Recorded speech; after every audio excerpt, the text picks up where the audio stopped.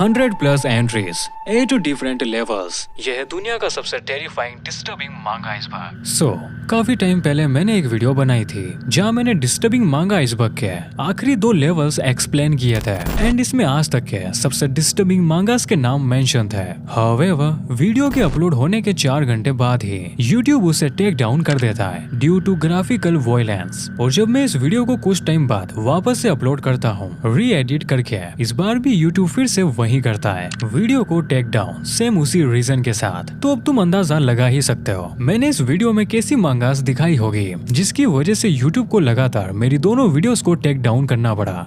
But now here मैं एक बार फिर से आ चुका हूँ डिस्टर्बिंग मांगा आइसबर्ग फाइनल पार्ट के साथ, जहाँ मैं फिर से उन्हीं 2 लेवल्स को एक्सप्लेन करने वाला हूँ, लेकिन कुछ चेंजेस के साथ। फर्स्ट, मैं तुम्हें वैसे वाले मांगा पैनल्स नहीं दिखाऊंगा एंड सेकंड चीज, मैंने इन दोनों लेवल्स में नई मांगास ऐड की है ताकि तुम बोर ना हो। और वीडियो को ज्यादा इंटरेस्टिंग बनाने के लिए मेरा साथ देगा बाकुवा हर्षित, जो मेरा बहुत ही अच्छा दोस्त है एंड वीडियो में आगे तुम उसे सुनोगे। बट उससे पहले एक इम्पोर्टेंट चीज, तुम फर्स्ट टाइम अगर इस आइसबर्ग को देख रहे हो तो सबसे पहले तुम्हें इन वीडियोस को देखना चाहिए, बिकॉज इससे पहले की मांगास को मैंने इन वीडियोस में एक्सप्लेन किया है।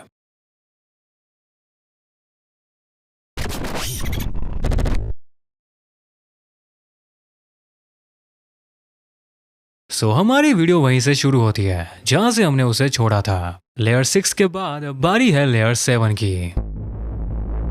अभी आइसबर्ग में यहाँ से टोटल 32 मांगास बचती हैं एंड हर बार की तरह मैं तुम्हें उनके नाम के साथ उनके अंदर की स्टोरी भी बताऊंगा और ये भी उसके अंदर ऐसा क्या दिखाया गया है जिसकी वजह से ये मांगा इतनी ज्यादा डिस्टर्बिंग है एंड अपना पर्सनल रिव्यू भी दूंगा कि मुझे कौन सा पार्ट ज्यादा डिस्टर्बिंग लगा और तुम्हें ये मांगा पढ़नी चाहिए या नहीं। इसके अंदर सारी मांगास पढ़ने लायक नहीं है बिकॉज अगेन ये एक डिस्टर्बिंग मांगा आइसबर्ग जो है, तो इसमें बैंड मांगास भी है, तो तुम अपने कंफर्ट लेवल की मदद से उस पार्ट को स्किप कर सकते हो। एंड बात रही स्किपिंग की, तो मैंने डिस्क्रिप्शन में टाइमलाइंस दे रखी है, तुम अपने हिसाब से वीडियो में बैक एंड फोर्थ कर सकते हो, ये टोटली तुम पे डिपेंड करता है। तो इसी के साथ इस लेयर की फर्स्ट मांगा का नाम है रियोकी केइजी मारुसाई, राइट बाय कोतारू ओकुशी। 2007 में पब्लिश हुई रियोकी केइजी मारुसाई एक हॉरर क्राइम एंथोलॉजी है जिसमें हम अलग अलग डिटेक्टिव्स के पॉइंट ऑफ व्यू से क्राइम्स को देखते हैं, जो मैं तुम्हें बिना वल्गर हुए बता ही नहीं सकता। I mean, सिर्फ इस मांगा को ही नहीं, आने वाली सारी मांगास को।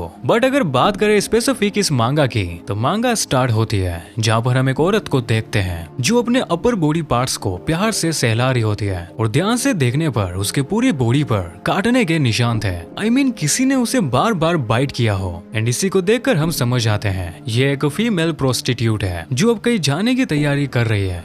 बट स्टोरी में आगे हम देखते हैं वो औरत अपने खुद के फ्यूनरल में जा रही होती है एंड ये चीज उसने काफी टाइम पहले ही प्लान कर रखी थी और वो लोगों को इसका इनविटेशन भी ईमेल कर रही थी जिसमें डेट और टाइम के साथ प्लेस भी मेंशन था और साथ ही इवेंट में सिर्फ 30 लोग ही आ सकते थे एंड पर पर्सन वो 35,000 येन चार्ज कर रही थी, जिसका ये मतलब है वो अपनी मौत से भी पैसा कमा रही थी। जिसके बाद हम उस औरत को अपने फ्यूनरल में देखते हैं एंड वहाँ मौजूद सारे के सारे लोग मेल्स थे जिनके सामने वो जनरल एनेस्थीसिया कंज्यूम करती है और उन सभी को थैंक्स कहती है उसके फ्यूनरल पर आने के लिए एंड वो लोग जो चाहे उसकी बॉडी के साथ कर सकते हैं और इसी को रिकॉर्ड करने के लिए उन्होंने वहाँ कैमरा भी सेटअप किया होता है एंड इसी के बाद नेक्रोफिलिया स्टार्ट होता है। वहाँ मौजूद लोग जिसमें कुछ बूढ़े आदमी भी थे वो सब उसकी बॉडी को अपने सेटिस्फेक्शन के लिए यूज कर रहे थे, जिसके बाद वहाँ पुलिस आती है और वो उन्हें ये सब करने से रोकती है। बट इस वक्त तक उस औरत का कॉफिन उस व्हाइट लिक्विड से भर चुका था जो लोगों ने उस पर डाला एंड इसी में उसकी बॉडी मानो तैर रही थी। ये पूरी मांगा ऐसे ही बिजार क्राइम से भरी पड़ी है जहाँ इसके हर चैप्टर में किसी न किसी फीमेल के साथ हॉरिफाइंग एक्ट्स होते हैं। आई नो अब तुम्हें लग रहा होगा ये एक एच टाइप मांगा है, but here is the twist. आखिर ये मांगा ऐसी क्यों है? तो ट्विस्ट ये है कि जब ये मांगा खत्म होती है तो इसके लास्ट में हम एक नोट देखते हैं जो होता है अत्सुशी हाचिजुका। वेल, अगर तुम्हें नहीं पता आखिर ये है कौन तो मैं तुम्हें बता दूं, ये एक बहुत ही मशहूर non fiction crime book writer है जिन्होंने तुसुमी मियाजाकी, सतारो फुकेकी जैसे सीरियल किलर्स पर अपनी बुक्स लिखी है। एंड जैसा कि मैं तुम्हें बता चुका, ये एक नॉन फिक्शन राइटर है, तो ये एक बड़े मांगा क्रिटिक भी है। सो एनी ऐसा है तो इनका एक नोट मांगा के लास्ट में क्या कर रहा है? वेल ये इसलिए है क्योंकि जितने भी बिजार क्राइम्स इस मांगा में दिखाए गए हैं वो अत्सुशी के हिसाब से ऑलमोस्ट रियल है एंड उन्हें टॉप सीक्रेट फाइल्स में छुपा रखा है ताकि ज्यादातर लोगों को इसका पता ना चले। एंड इन्हीं सीक्रेट क्राइम्स को इस मांगा में फिक्शन के साथ दिखाया गया है, जैसे कि वो फर्स्ट स्टोरी जो मैंने तुम्हें सुनाई थी, जहाँ एक औरत अपना ही फ्यूनरल प्लान करती है जो कि एक रियल क्राइम से इंस्पायर्ड था।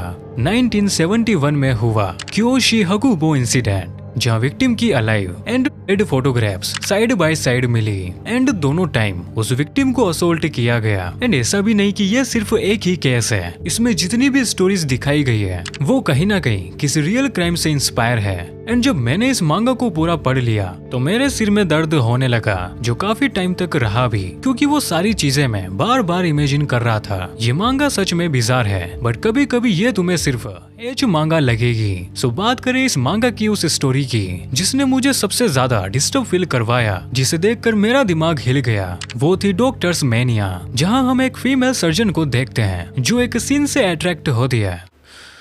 मैं तुम्हें कैसे बताऊं बिना डिमोनिटाइज हुए? तो इमेजिन करो तुम एक लड़की को देख रहे हो जिसके दोनों हाथ नहीं है और दोनों पैर भी नहीं है, बट फिर भी वो जिंदा है, ठीक है। एंड उससे कोई मिलने आता है जो उसके साथ ऐसा करता है एंड वो लड़की भी इसका फुल एंजॉय ले रही होती है। जिसके बाद जो सर्जन उसे देख रही थी वो भी इसे ट्राई करती है अपने हाथ और पैरों को काट कर। एंड अगेन ये एक रियल क्राइम से इंस्पायर है जिसकी न्यूज की इमेज हम इस चैप्टर के लास्ट में देखते हैं। ओवरऑल ये काफी इंटरेस्टिंग मांगा है अगर तुम घोर वॉयलेंस एच टाइप को हैंडल कर सकते हो तो। एंड अब तुम इस मांगा को पढ़ने वाले हो तो मैं तुम्हें पहले ही ट्रिगर वार्निंग दे रहा हूँ। सो नेक्स्ट मांगा का नाम है फ्रैक्शन, रिटन बाय शिंतारो कागो, 2009 में पब्लिश हुई। फ्रैक्शन कहने को तो एक साइकोलॉजिकल हॉरर मांगा, लेकिन इसमें भर भर के स्लैशर सीन्स के अलावा कुछ नहीं है। तो ये मांगा दरअसल एक आदमी कोतोरो के अराउंड है जिसे एक दिन एक सीरियल किलर के बारे में पता चलता है जिसका नाम था स्लाइसिंग डेविल, जो एक एक करके लड़कियों को अपना शिकार बनाता है, उन्हें हाफ स्लाइस करके। बट ये चीज कोतोरो को चौंका देती है क्योंकि वो ही रियल स्लाइसिंग डेविल था। एंड अभी जो किल्स हुए थे वो उसने नहीं करे थे, यानी कि वो कोई फेक पर्सन था जो उसकी तरह लोगों को मार रहा था। और इन्हीं किल्स के अराउंड एक मांगा ऑथर अपनी मांगा लिख रहा होता है और वो कैरेक्टर खुद शिंतारो कागो का होता है और उसका नाम भी यही था। ये मांगा काफी अनसेटलिंग है क्योंकि इसके पैनल सिर्फ गोर सीन से भरे हुए हैं और उन्हें काफी फनी वे में दिखाया गया है, जो कि वो है नहीं। मुझे इसका एक सीन याद है, उससे पहले स्पॉइलर वार्निंग, जो वो फेक स्लाइसिंग डेविल था वो और कोई नहीं शिंतारो कागो था। आई मीन इस कहानी का वो मांगा ऑथर जो इन सब के अराउंड अपनी मांगा लिख रहा था। तो वो एक लड़की को मारकर उसका नीचे से हाफ पार्ट उड़ा देता है एंड अपर पार्ट के साथ वो लाइव स्ट्रीम करता है। एंड इसी चीज को इसमें फनी दिखाया है। लाइक जब भी वो मांगा ऑथर जिन्हें भी मार रहा था उनके ऊपर वाले पार्ट को वो अपने पास रख रहा था एंड फिर वो दो अलग इंसानों के अपर पार्ट को आपस में ज्वाइंट करता है। एंड अगेन ये भी इस मांगा में कहने के लिए फनी था। हमारी नेक्स्ट मांगा का नाम है अकीमेई गया कुसात्सु, राइट बाय शिंतारो कागो, 1997 में पब्लिश हुई। अकीमेई गया कुसात्सु ये दरअसल एक हॉरर एवंट ग्रेड मांगा है। एंड द रीजन की मैंने एवंट ग्रेड मांगा को यहाँ मेंशन किया है बिकॉज अगर तुम हॉरर जोनरा में बहुत पहले से हो सो ट्रस्ट मी, जो एवंट ग्रेड वाली मांगास होती है वो ओवर द टॉप होती है। अगर सिंपली बताऊं तो एवंट ग्रेड वाली मांगास देखने में कुछ ज्यादा ही अनसेटलिंग होती है एंड वो तुम्हें समझ में आ जाएगा बिकॉज इस लिस्ट में आगे कहीं सारी एवंट ग्रेड मांगास हैं। बट बात करें स्पेसिफिक इस मांगा की तो ये एक हॉरर एंथोलॉजी की तरह है जिसकी हर स्टोरी में लोग किसी चीज से ऑब्सेस्ड होते हैं। फॉर एग्जाम्पल इसकी फर्स्ट स्टोरी ओलंपिक इवेंट को लेकर है, जहाँ ओलंपिक्स में खेले जाने वाले गेम्स को यहाँ बहुत ही ज्यादा एंड ग्रूसमनेस के साथ दिखाया जाता है। ऑल दैट एक और स्टोरी है जहाँ लोगों के ऑर्गन्स स्प्रिंग्स में बदल जाते हैं, यहाँ तक उनके प्राइवेट पार्ट्स भी, लेकिन फिर भी वो सब एक दूसरे के साथ एक्स करते हैं। एंड एक स्टोरी में लोगों की बॉडी पर कई सारे होल्स हो जाते हैं जहाँ जहाँ पर भी उन्हें जरा सी भी लगती है। एंड ये चीज उनके पूरे शहर के साथ भी थी, शहर में भी हर जगह होल ही होल हो जाते हैं। एंड फिर हम उन सारे लोगों को देखते हैं कैसे इन सब के बीच में भी वो अपनी डार्क फैंटेसी को पूरा कर रहे होते हैं। सो होनेस्ट रिव्यू दूं तो इस मांगा को ये सच में बिजार है। आई नो ये तुम्हें सुनने में काफी अजीब लगेगा, जो कि अजीब ये है तो मैं तुम्हें इसे बिल्कुल भी पढ़ने के लिए नहीं कहूँगा। सो हमारी नेक्स्ट मांगा का नाम है ग्रीम्स, रिटन बाय हिरोकी कात्सुमाता। ग्रीम्स एक काफी ज्यादा कंट्रोवर्शियल सुपरनेचुरल हॉरर मांगा है। वेल इस पूरी मांगा को बहुत ही ज्यादा सिंपल रखा गया है। I mean, इस पूरी मांगा को देखते वक्त तुम्हें लगेगा तुम एक वाहियात सी मांगा पढ़ रहे हो। सो अगर बात करें इस मांगा की बेसिक प्लॉट की, तो ये पूरी कहानी दरअसल एक छोटे से अपार्टमेंट कॉम्प्लेक्स के ओनर के बारे में है और वहाँ रहने वाले लोगों के बारे में भी, कि उनकी रोजमर्रा की जिंदगी कैसी है एंड वो क्या क्या चीजें झेलते हैं and that shit. I mean, इस मांगा का वो हाउस ओनर वहाँ रहने वाले लोगों को वो हमेशा अपने फेस पर स्माइल रखने के लिए कहता है एंड जो ये चीज नहीं करता है वो उसे मार देता है बिना कुछ करे। एंड ये चीज स्टार्टिंग में किसी को पता भी नहीं चलती है आखिर वो कैसे इन सारे लोगों को मारता है, लेकिन बाद में उन्हें पता लगता है कि वो हाउस ओनर शायद हिप्नोसिस का यूज करता है, बट ऐसा नहीं होता है। उसके पास दरअसल सुपरनेचुरल पावर होती है लोगों की बॉडी अपने हिसाब से कंट्रोल करने की। एंड यही चीज मुझे इस मांगा की सबसे वाहियात लगी। मुझे समझ नहीं आता कि हिरोकी ने आखिर इसे क्यों बनाया। वेल बात करें जो मुझे इस मांगा में सबसे ज्यादा डिस्टर्बिंग लगा एंड इसी वजह से ये आइसबर्ग में इतनी नीचे है, वो है इसका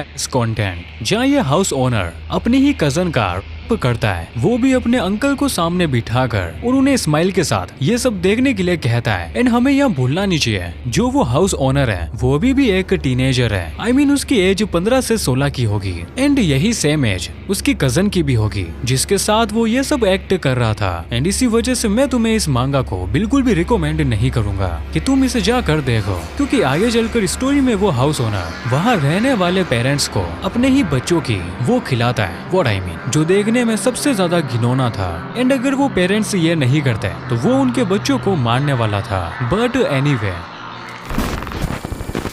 नेक्स्ट मांगा का नाम है Tokyo red hood, written by Benkyo Tamaoki. 2003 में पब्लिश हुई टोक्यो रेड हुड एक एरोग्रो साइकोलॉजिकल हॉरर मांगा है जिसमें हम एक 11 साल की लड़की को देखते हैं जो इमोर्टल होती है, बट उसे ये चीज बिल्कुल पसंद नहीं होती है एंड उसे अपनी लाइफ का एंड करना है। एंड ऐसा तभी हो सकता है जब वो मिस्टर वुल्फ को ढूंढ लेगी जो एक इंसानी भेड़िया है, जो जब उसे खाएगा तो फाइनली इस लड़की की इमोर्टलनेस खत्म हो जाएगी। और उसी मिस्टर वुल्फ को ढूंढने के लिए वो 11 साल की लड़की अपने से कई ज्यादा उम्र वाले आदमियों के साथ एक बार नहीं बार बार सोती है और उन्हें मार देती है जब तक वो मिस्टर वुल्फ को ना ढूंढ ले। और यही अंडरवर्ल्ड और चर्च सामने आता है, जहाँ चर्च उस लड़की को मिस्टर वुल्फ को ढूंढने नहीं देना चाहता है, क्योंकि अगर उसने मिस्टर वुल्फ को ढूंढ लिया और वो मर गई तो पूरी दुनिया तबाह हो जाएगी, जबकि अंडरवर्ल्ड यही चाहता है। तो इसलिए वो उस लड़की की हेल्प करते हैं। सो इस पूरी मांगा में हम यही देखते हैं आखिर वो लड़की कितनी बार अपने से बड़े आदमियों के साथ वो सब करती है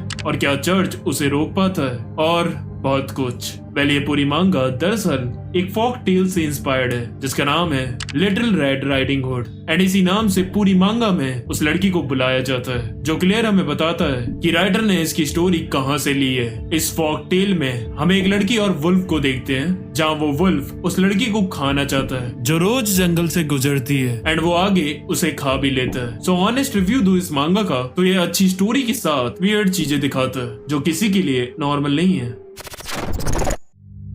हमारी नेक्स्ट मांगा का नाम है मिडोरी।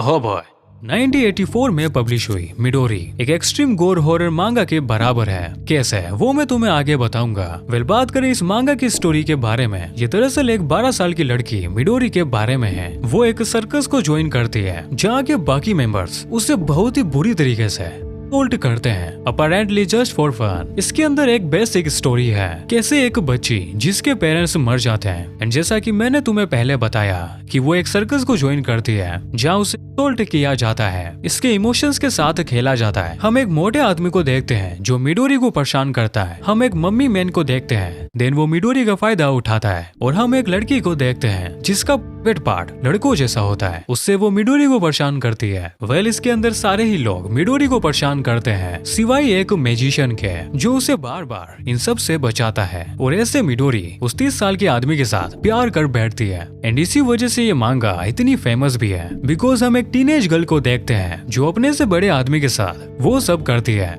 वेल ऑनेस्टली ये उन मांगा में से एक है जो उसकी डार्क चीजों की वजह से फेमस हुई है rather than story, because again इसके अंदर एक सिंपल प्लॉट है सिवाय इसके एक्सट्रीम थिंग्स के। सो मैं तुम्हें जब बार बार डार्क कह रहा हूँ तो इसमें ऐसा क्या डार्क है? वेल इसमें काफी सारी है, बट जो सबसे ज्यादा स्टैंड आउट करती है वो दो है। फर्स्ट तो वही मिडोरी को मेंटली इतना डिस्टर्ब किया जाता है, वो थोड़ी सी खुशी के लिए अपने से बड़े आदमी के साथ रिलेशनशिप में आ जाती है बिना एज डिफरेंस समझे। एंड सेकेंड है जब एक रात स्नेक वूमेन सर्कस के सारे मेल्स के साथ जीबी कर रही होती है तो इसकी आवाज पास ही के कमरे में सो रही मिडोरी सुन लेती है और वो देखने चली जाती है जहाँ वो स्नेक वूमेन मिडोरी को उन्हें ज्वाइन करने के लिए कहती है। आई मीन लिटरली वो एक 12 साल की लड़की को जीबी के लिए बुला रही होती है। आई नो ये उतना ज्यादा डिस्टर्बिंग नहीं है हम लोगों के लिए क्योंकि हमने काफी ज्यादा डेवास्ट्रेटिंग चीजें देखी है, बट कुछ लोगों के लिए ये किसी नाइटमेयर से कम नहीं है। इसके अंदर जो मांगा पैनल्स है वो काफी ज्यादा वियर्ड लगते हैं, बट स्टिल वो काफी इंटेंस है एंड इसी चीज की वजह से ये मांगा काफी ज्यादा फेमस हुई है और कंट्रोवर्शियल भी। आई मीन इतना ज्यादा कंट्रोवर्शियल कि इसकी मांगा और एनिमे कई कई जगहों पर बैन भी है। अब एनिमे की बात हो ही रही है तो मैं तुम्हें बता दूं हमारे इंडिया में एक क्रिएटर है जिसने इसके अराउंड काफी फेक चीजें फैला रखी है कि इसके ऑथर ने अकेले ही मांगा और इसका एनिमेशन बनाया है, और बस यही नहीं इसकी छोटी सी छोटी चीज पर इसके ऑथर ने अकेले ही काम किया है। वेल मांगा का तो समझ में आता है, बट एनिमे मैं तुम्हें क्या बताऊं, इन सारे लोगों ने मिलकर मिडोरी का एनिमे बनाया है एंड इसी वजह से मैं तुम्हें कहता हूँ ऐसे ही हर किसी पे भरोसा मत कर लिया करो, फिर चाहे वो मैं ही क्यों ना हूँ।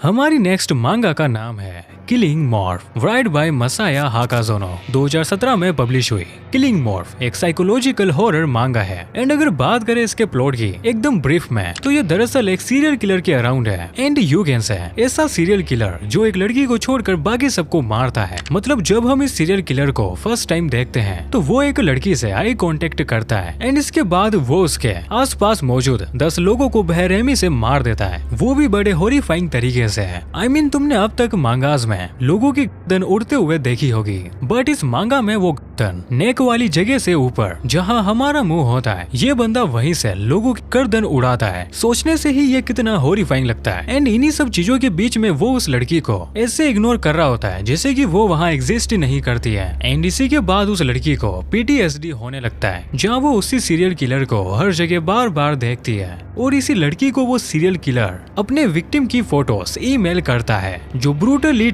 होती है एंड आगे चलकर इसी लड़की को उस सीरियल किलर को मारने का एक मौका मिलता है, बट वो उसे मारती नहीं है क्योंकि वो सीरियल किलर उसे अपनी बैक स्टोरी सुनाता है कि कैसे वो अपनी मेंटल इलनेस का कारण बाकी इंसानों को मानता है एंड इसी वजह से उसने इंसानों के खिलाफ अपनी जंग स्टार्ट कर दी है। वह जो लड़की उसे अभी मारने से मना कर देती है वो आगे चलकर उसे मारती है। ओवरऑल कहूँ तो ये मांगा काइंड ऑफ डायरेक्शन लेस है बिकॉज ये अपने लास्ट के कुछ चैप्टर्स में शेनिन से सीधा शोनेन में जंप कर जाती है जो सच में वियर्ड है। वेल बात रही है मांगा लिस्ट में इतना नीचे क्यों है, तो इसका रीजन है इसके किलिंग सीन्स।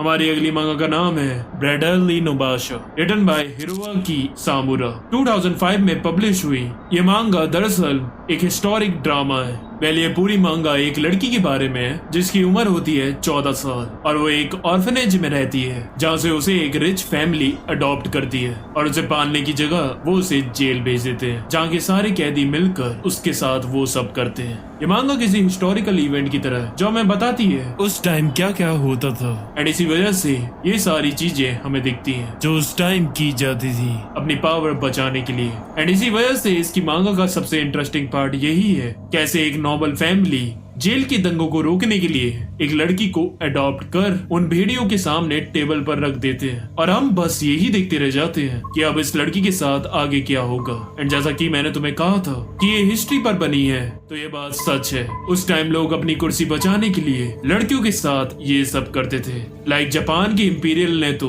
वर्ल्ड वॉर 2 के टाइम अपनी आर्मी में एक कंफर्ट वुमेन फोर्स भी बनाई थी जिसमें ज्यादातर अलग अलग कंट्रीज की लड़कियां होती थी जिन्हें वो पकड़ लेते थे ताकि हर दिन उनके सोल्जर लड़के थक जाएं तो ये लड़कियां उन्हें आराम दें।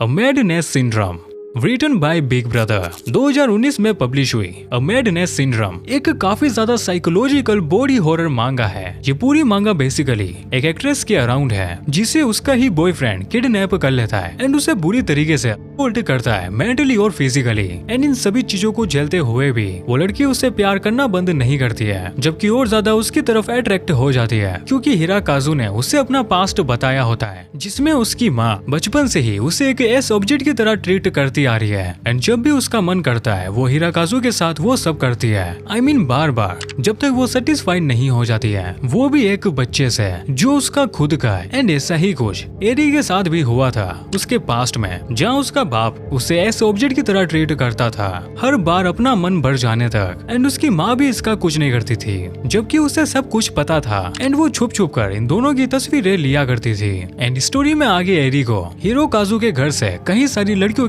पार्ट्स मिलते हैं जिन्हें देखकर वो डर जाती है। एंड इसी के बाद कुछ होता है जिसकी वजह से ये मांगा इस लिस्ट में है। तो जैसा कि मैंने तुम्हें कहा था कुछ तो होता है जो मैं तुम्हें नहीं बताऊंगा क्योंकि ये एक मांगा स्पॉइलर हो जाएगा। सो अगर तुम डिस्टर्बिंग चीजों को झेल सकते हो तो तुम इस मांगा को जरूर एक बार ट्राई करना, बट रिमेम्बर इसमें वो सब भी भर भर के है। नेक्स्ट मांगा का नाम है boys of the dead, written by Doji Tomat. 2009 में रिलीज हुई बॉयज ऑफ द डेड सच कहूँ तो ये one of the disgusting boys love manga है जो मैंने आज तक देखी है। ये पूरी मांगा दरअसल लड़कों के अराउंड बनाई गई है जिसमें हम 3 स्टोरी को देखते हैं जो आपस में कनेक्टेड होती हैं। इस पूरी मांगा में हम लड़कों को एक दूसरे के साथ करते हुए देखते हैं, वो भी ज़ॉम्बी जैसे पैंडेमिक में जहाँ दुनिया भर के लोग ज़ॉम्बी बन रहे हैं। वहाँ एक आदमी अपने डिजायर को पूरा करने के लिए एक लड़के का कर देता है बार बार हर बार। आगे चलकर वो लड़का भी इस चीज के साथ कंफर्टेबल हो जाता है और जिसने उसका किया होता है वो उसी के साथ रहने लगता है। और यही हम दूसरे बॉयज कपल्स को देखते हैं जो कैनिबलिज्म करते हैं जिंदा रहने के लिए मरे हुए लोगों की डेड बॉडी खाकर।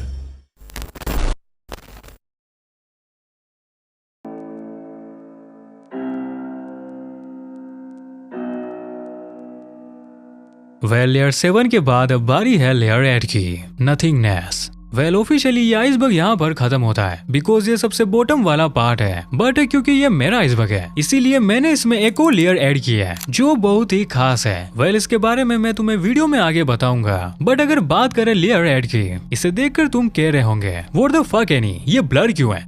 ये ब्लर क्यों है वो मैं तुम्हें अभी बताता हूँ। फॉर एग्जाम्पल जो तुमने पहले वाली लेयर देखी what if I tell you, वो सब अपने आप में 0.01% डिस्टर्बिंग है। यस, आइसबर्ग की इस वाली लेयर में वो सारी मांगास के नाम जिक्र है जहाँ पर सीपी और इंटेंस्ट अनलिमिटेड अमाउंट में है। जब ये आइसबर्ग में बना रहा था तो मैंने सोचा मैं तुम्हें ये सारी मांगास एक्सप्लेन करूंगा, बट जब मैं ये वीडियो रिकॉर्ड कर रहा हूँ तो मुझे कई सारी चीजें क्लिक कर रही है। मैं कहीं ना कहीं इन सारे टॉपिक्स को बाकियों की तरह प्रमोट कर रहा हूँ, फिर चाहे मैं कुछ भी कर लूँ। सो बात रही मांगा में कुछ सीन्स को एक्सप्लेन करने की तो वो चलता है, बट ऐसी मांगास के बारे में तुम्हें बताना जहाँ पर सीपी जीबी इंसेस्ट के अलावा कुछ नहीं है तो वो बहुत ही ज्यादा गलत हो सकता है, क्योंकि मैं कुछ यंगर ऑडियंस को ऐसी मांगास प्रमोट कर दूंगा जो उनकी मेंटल हेल्थ के लिए सही नहीं होगी। सो इसीलिए मैंने डिसाइड किया है मैं तुम्हें आइसबर्ग का ये वाला पार्ट एक्सप्लेन नहीं करूंगा। एंड इसी वजह से मैंने नॉन एनिमे शोज पर भी वीडियोस बनाना बंद कर दिया था और तुम्हें डिस्टर्बिंग हैंड टाइप आइसबर्ग दिया था जो अगेन मेरी ज्यादातर वीडियोस की तरह डीमोनिटाइज है, बट फिर भी मैंने उसे डाला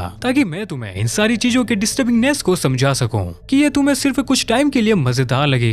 इन रियलिटी ये बहुत ही ज्यादा डार्क है एंड फिर भी मुझे पता है अब क्या होने वाला है। तुम लोग यहाँ पर वीडियो बंद कर दोगे, एक डिसलाइक मारोगे और कमेंट बॉक्स में जाकर एक प्यारा सा कमेंट छोड़ोगे कि एनी तू धोखेबाज है और मेरे चैनल को अनसब्सक्राइब कर नॉट इंटरेस्टेड की लिस्ट में डाल दोगे तो अपने पेट पर लात मारने से अच्छा है लो भाई देख लो।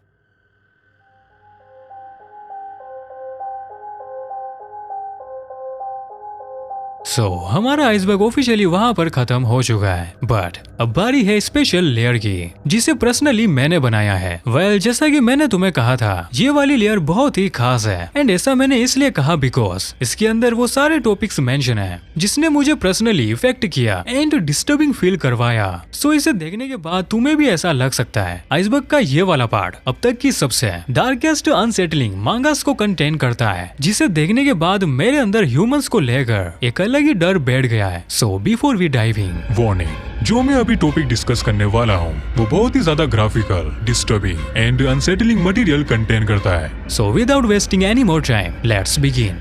तासात्सु शिगेन, Holy shit. Write by जुएन go to, 2006 में पब्लिश हुई तासात्सु शिगेन, जिसका इंग्लिश ट्रांसलेशन है एप्लीकेशन फॉर डेथ। इसके नाम से ही तुम्हें समझ आ गया होगा ये एक क्या बताऊं मैं तुम्हें। इस मांगा के बारे में डेफिनेटली तुम्हें पता नहीं होगा, जो कि एक अच्छी बात है। सच में इस टाइम तुम मुझसे ज्यादा खुश हो। आई थिंक जिसने भी इस मांगा को अब तक देखा होगा उनके मुंह से ये वर्ड निकला होगा, माँ का seriously Midori is far better. तो इस मांगा की पूरी कहानी एक अंडरग्राउंड बिजनेस के अराउंड घूमती है, जो लोगों को बिजार काफी ज्यादा बिजार सर्विस प्रोवाइड करती है। एंड इस सर्विस को सबसे ज्यादा टीनेजर्स यूज करते हैं। सो वो सर्विस है क्या? अभी के लिए समझो, इसके थ्रू लोग अपनी डेथ प्लान करते हैं कि वो किस तरीके से मरना चाहते हैं। एंड यही सेम सिचुएशन तुमने कई सारी मांगास और मूवीज में देखी होगी, जहाँ एक आदमी अपनी खुद की डेथ प्लान करता है। बट मैं तुमसे शर्त लगा सकता हूँ, वो भी करोड़ों की, तुम इन डेथ्स को बिल्कुल भी गेस नहीं कर पाओगे कि कोई इंसान अपने लिए ऐसी भी मौत चुनता है। तो होता कुछ ऐसा है कि हम एक लड़के को देखते हैं जो अपने पीसी पर कोई वीडियो देख रहा होता है, जो अगेन उसी अंडरग्राउंड बिजनेस की वेबसाइट पर अपलोड थी, जिसमें वो अपनी सर्विस का डेमो दिखा रहे थे, जहाँ एक लड़की किसी को बहुत बुरी तरीके से मारती है। एंड ये सब देखकर वो लड़का एंजॉय फील कर रहा था। एंड अब यहाँ मेरा एंजॉय से क्या मतलब था वो तुम्हें आगे पता चली जाएगा। जिसके बाद हम उस लड़के को अपनी गर्लफ्रेंड और उस वीडियो वाली लड़की के साथ एक कमरे में देखते हैं, जिसका मतलब है कि इस लड़के ने वो सर्विस ले लिया है। या इन तीनों ने कुछ भी नहीं पहन रखा होता है। एंड इसी के बाद उस लड़के की गर्लफ्रेंड उसे एमजे देती है। एंड फिर दूसरी लड़की जो उसने वीडियो में देखी थी वो उसके साथ पोजीशन में आ जाती है,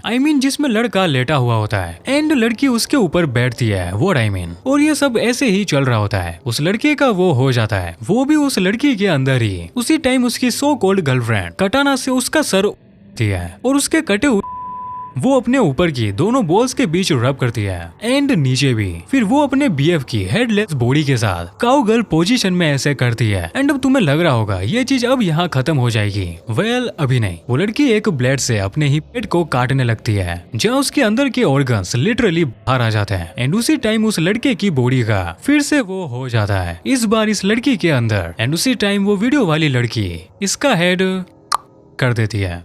She died। और उन दोनों के सर आमने सामने पड़े होते हैं, जहाँ वो फ्रेंच किस भी करते हैं और ऐसे वो दोनों अपनी डेथ को एंजॉय करते हैं। And that was the scene जिसकी मैं बात कर रहा था। ऐसे इसमें बहुत सारे सीन हैं, जैसे कि एक लड़का अपने गर्लफ्रेंड के कटे हुए सर को लेकर उसके मुंह में अपना सामान डालकर एमजे लेता है। एंड फिर उसका जो वाइट लिक्विड बाहर निकलता है वो सीधा उस लड़की के फीडिंग ट्यूब से बाहर आता है, जहाँ से हम सबका पेट में खाना जाता है, वहीं से उसका वो बाहर आता है। सो इसके आगे मुझे तुम्हें कुछ बताने की जरूरत नहीं है और ना ही तुम्हें जानने की। हमारी नेक्स्ट मांगा का नाम है auto मेगारिनो याकाता, written by Kesho Shuey, 2002 में पब्लिश हुई। ओटो मेगारिनो एक हॉरर एंड टाइप मांगा है जो सच में वाहियात है, क्योंकि अगेन ये एक एच टाइप मांगा जो है वो भी इस लिस्ट के इतने नीचे है। इसमें हम एक आदमी को देखते हैं जो कई सारे लड़कियों को किडनैप कर उन्हें ब्रूटली टॉर्चर करता है, वो भी ऐसे करके जिसमें वो लड़कियों के पार्ट्स तक काट देता है ताकि वो उनके साथ और अच्छे से वो सब कर सके। लिटरली ये मांगा बताएगी कि एक ऐसा ऑब्जेक्ट कैसा होता है, क्योंकि वो आदमी खुद तो उन लड़कियों के साथ वो करता है, बट वो अपने बाद अपने पालतू डॉग्स को उनके साथ ऐसे करवाता है। सो हमारी नेक्स्ट मांगा का नाम है Mei Chen daily life, written by Waita Ujika, 2004 में पब्लिश हुई। मेई चेन डेली लाइफ एक एक्सट्रीम हॉरर टाइप मांगा है, जिसे अगेन वाइता ने लिखा है। एंड ये नाम तुम्हें आगे भी देखने को मिलेगा। सो अगर बात करें इस मांगा की, तो इसकी स्टोरी दरअसल एक मेई चेन नाम की मेड के अराउंड नाचती है, जो कि इमोर्टल होती है। एंड अगर इसका कोई भी पार्ट कट भी जाता है या कोई और उससे काट देता है, जो इस मांगा में लिटरली हर जगह है, लेकिन इसके बाद भी उसका वो बॉडी पार्ट फिर से रीजनरेट हो जाता है। एंड यस, मई को इससे कोई भी फर्क नहीं पड़ता है, बट उसे पेन जरूर महसूस होता है जब उसका कोई बॉडी पार्ट कटता है तो। एंड इसी चीज से मई की वो ओनर पैसा कमाती है, और इसी वजह से मई को हम इस पूरी मांगा में ब्रूटली टॉर्चर होते हुए देखते हैं, जहाँ हर कोई मई के साथ वो सब करते हुए कभी कोई उसे जला देता है या फिर कोई उसे अपने बियर हैंड से लिटरली फाड़ देता है। एंड इन सब के बाद भी मैं ये चीजें कंटिन्यू रखती है। और जो वाइता की मांगा होती है उसके अंदर गोर सीन्स काफी ज्यादा रियलिस्टिक लगते हैं, एटलीस्ट काफी ज्यादा इंटेंस होते हैं। तुम्हें एक सेंस ऑफ पेन फील होता है। एंड मुझे नहीं पता कि ये मांगा अभी तक क्लियर नेट पर क्या कर रही है। मेरे हिसाब से इसे हर जगह से हटा देना चाहिए था, बिकॉज इसमें एक ऐसा सीन आता है जो बहुत ही ज्यादा फक्ड अप है। I mean, कैसे एक इंसान इतना घिनौना सोच सकता है, वो भी एक न्यू बोर्न बेबी के साथ जो सही से बोर्न भी नहीं हुआ था। सो मैं तुम्हें वो वाला सीन बताने वाला हूँ जिसमें न्यू बोर्न बेबी के साथ होता गया है। तो वो बेबी दरअसल मैं के पेट में होता है। एंड उसी वक्त मैं के पास एक कस्टमर आता है जो मैं के साथ वो सब करता है और उसके पेट फाड़कर उस बच्चे को निकाल लेता है। एंड निकालने के बाद वो उस बेबी को दोनों पाँव से पकड़ता है एंड किसी चुपा चुप की तरह बीच में से हल्का सा कर देता है ताकि उस बेबी के अंदर उसका सामान जा सके। एंड अपना वो सब करने के बाद वो उस बेबी मिक्सर ग्राइंडर में डालता है और घुमा देता है। एंड आई डोंट नो ये मांगा इतनी ज्यादा डिस्टर्बिंग है, फिर भी ये यहाँ क्या कर रही है। एंड मुझे भी नहीं पता कि मैं इसे एक्सप्लेन क्यों कर रहा हूँ। इसे उस लेयर एड में होना चाहिए था। हमारी अगली मांगा का नाम है यूमी नो असाको, राइट बाय सुशिरो मारू। 2000 में पब्लिश हुई यूमी नो असाको एक एवंट ग्रेड हॉरर एंथोलॉजी है। एंड पता नहीं वो क्यों इसमें लिखना भूल गए। वेल जैसा कि इसे भी मिडोरी के ऑथर ने ही बनाया है, तो इसमें भी हम वही कैरेक्टर्स देखते हैं जो मिडोरी में थे, जो ऑल द टाइम बस ऐसे कर रहे होते हैं, वो भी ग्रूसमली। सो जैसा कि तुम्हें पता है ये एक हॉरर एंथोलॉजी है, तो मैं तुम्हें इसकी सारी स्टोरीज नहीं बता सकता हूँ क्योंकि वो बहुत ही ज्यादा हो जाएगा। एंड इसी वजह से मैं तुम्हें इसकी सबसे कम डिस्टर्बिंग स्टोरी बताने वाला हूँ कि तुम्हें एक आइडिया लग जाए आखिर इस मांगा में क्या क्या हो सकता है। तो उस स्टोरी में हम एक मिडोरी जैसी लड़की को देखते हैं जो अपने पार्ट को सहला रही होती है, जिसके अंदर एक आई बॉल थी। एंड इसी आई बॉल को वहाँ मौजूद दो लड़के निकाल लेते हैं। एंड इसी खुशी में वो लड़की HJ देती है। What the fuck is this? और इसी के बाद वो लड़की पास ही में रखी 3 प्लेट्स में एक एक कर 2 नंबर करती है, जिसे वो तीनों मजे से खाते हैं। तो अब खाने के बाद अब बारी है पीने की। एंड इसमें वो तीनों एक दूसरे का रन पीते हैं एंड फिर से वही करने लग जाते हैं। सो अगर तुम इस मांगा को पढ़ने वाले हो, I mean, तुम मिडोरी के बहुत बड़े वाले फैन हो, तो बिना खाए पढ़ना। सो हमारी नेक्स्ट मांगा का नाम है शिनजेंदाई रयोकेन, रिटन बाय वाइता उजिका। 2004 में पब्लिश हुई शिनजेंदाई। ओवरऑल ये पूरी मांगा काफी ज्यादा डिस्गस्टिंग और नेस्टी है, इसीलिए मैंने इसे यहाँ मेंशन किया है। ऊपर से वाइता ने इसे बनाया है तो इसे यही होना था। वेल इस पूरी मांगा में हम अगेन लड़की का होते हुए देखते हैं जिनका बहुत भयानक तरीके से आगे किया जाता है, जहाँ वो एक लड़की के में अपना पूरा हाथ तक डाल देते हैं और उसके ऑर्गन्स निकाल देते हैं। वेल अगर मैं बात करूँ ये मांगा काफी ज्यादा फेमस क्यों हुई थी, बिकॉज इसमें हम जुनको फुरुता वाला केस भी देखते हैं जो मैं तुम्हें यहाँ बिल्कुल भी एक्सप्लेन नहीं करने वाला हूँ। फिर चाहे इस वीडियो पे ऑलरेडी येलो डॉलर ही क्यों ना हो, तो इसीलिए मैं तुम्हें अपनी जुनको फुरुता वाली वीडियो रिकमेंड करता हूँ। एंड अगर तुम वो सब भी झेल लेते हो तो भी इस मांगा को मैं तुम्हें पढ़ने के लिए रिकमेंड नहीं करूंगा। सो नेक्स्ट मांगा है कीजिन गाहोयो, रिटन बाय शिंतारो कागो। 2004 में पब्लिश हुई। कीजिन एक एवंट ग्रेड हॉरर मांगा है, तो इससे तुम गेस कर ही सकते हो ये मांगा कैसी होने वाली है। हावेवर ये मांगा भी एक्सट्रीम है एंड मैं बताऊं क्यों, बिकॉज इस मांगा में अलग अलग लोगों की स्टोरीज है जहाँ वो अपनी डार्क फैंटेसीज को पूरा करते हैं। जैसे कि एक स्कूल गर्ल जिसे चीजें कलेक्ट करना काफी पसंद है, वो आगे चलकर ह्यूमन स्किन्स को इकट्ठा करने लग जाती है और इसकी शुरुआत वो खुद से करती है अपने की स्किन को काट कर, और इसी के बाद वो अपने क्लासमेट को किडनैप करती है और उनकी भी स्किन्स कलेक्ट करती है जैसे उसने खुद की थी। एंड इसी में एक स्टोरी और है जो मुझे कुछ ज्यादा ही ट्रिगर करी। वो थी एक आदमी की जिसे अपना सामान अलग अलग लड़कियों के मुंह में देना पसंद होता है। लिटरली उसे घंटा फर्क नहीं पड़ता है कि वो अपना सामान एक आदमी के मुंह में दे रहा है या किसी एनिमल के, बस वो इस फीलिंग को ट्राई करना चाहता है। आखिर ये सब कैसा लगता है, कभी वो एक बुढ़िया के मुंह में अपना सामान डालता है, या कभी एक 10 साल की लड़की है, या उस औरत के जिसका फेस बिल्कुल ही डिस्ट्रॉयड होता है, या उसकी स्किन पर कुछ हो रहा होता है, वो बस इनके मुंह में अपना सामान डालता रहता है। एंड कुत्ते बिल्लियों के भी। सच में राइटर इसके थ्रू लीगल सीपीस सेल कर रहा है, बट बाद में वो आदमी अपना खुद का ही सर लेता है और उसके अंदर भी सामान डाल देता है खुद का ही, ताकि वो इसे भी ट्राई कर सके आखिर इससे भी कैसा फील होता है। एंड इसीलिए इसे बिल्कुल भी पढ़ने की सोचना मत। सो फाइनली कहीं घंटों की रिकॉर्डिंग के बाद ये आइसबर्ग कंप्लीट हो चुका है एंड मैं अभी बहुत ज्यादा खुश हूँ एंड मे भी तुम भी हो, क्योंकि इतने टाइम बाद ये पार्ट जो आया है। तो ये था डिस्टर्बिंग मांगा आइसबर्ग। आई मीन मुझे ऐसा लग रहा है कि मैंने हेल के दर्शन कर लिए एंड अगर तुम्हारा ये सब देखकर अभी भी दिमाग खराब हो रहा है तो बस एक बात याद रखो, ये सिर्फ एक चार्ट है जिसे तुम्हें अपने दिमाग से हटाना है, क्योंकि तुम्हारे सामने अभी भी एक ब्यूटीफुल दुनिया है जिसमें जितनी क्रूल एंड डिस्टर्बिंग मांगास हैं उससे कहीं ज्यादा ब्यूटीफुल मांगास भी हैं जिन्हें पढ़कर तुम इंजॉय कर सकते हो। एंड अब मैं तुम्हें मिलता हूँ इन दोनों वीडियोस में।